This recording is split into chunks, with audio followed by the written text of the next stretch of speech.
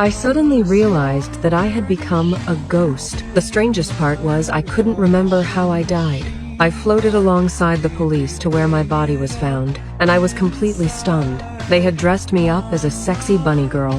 One of the officers even suspected I was a prostitute. Hearing that made me furious. Just then, another officer noticed a strange string of numbers on my arm. The police later found my car, confirmed my identity using my driver's license, and decided to search my apartment. But they found nothing, so they moved on to my best friend's place. I hoped she would stand up for me, but instead, she badmouthed me in front of the police. She claimed my private life was a mess, and that I changed boyfriends every month. My face went cold with anger. The lights in the room began flickering on and off. Seeing that, I tried to use the lights to send a signal, but it didn't work.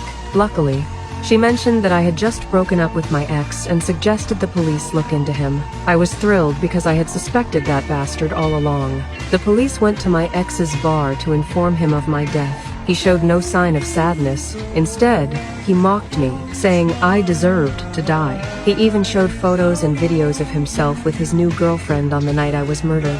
I was shaking with rage. I shoved him, unintentionally triggering a confrontation between him and the police. To my surprise, I realized that when my emotions ran high, I could actually touch physical objects. That's when I decided to investigate the case myself and get revenge with my own hands. I returned to my apartment and put together a list of suspects, planning to analyze each one until I found the real killer. The next day, I went to the police station and discovered the case had hit a dead end. Only one female officer was still carefully examining the physical evidence. So I went home and reviewed everything again.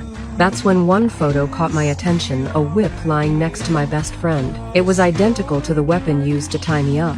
I rushed to my best friend's house and started smashing things. Hearing the noise, she stepped back in fear. Her brother came out yelling at her for interrupting his game. My friend broke down crying, saying her only friend was dead. That made me hesitate. Maybe the killer wasn't who I thought. I walked into her brother's room and realized he wasn't gaming at all.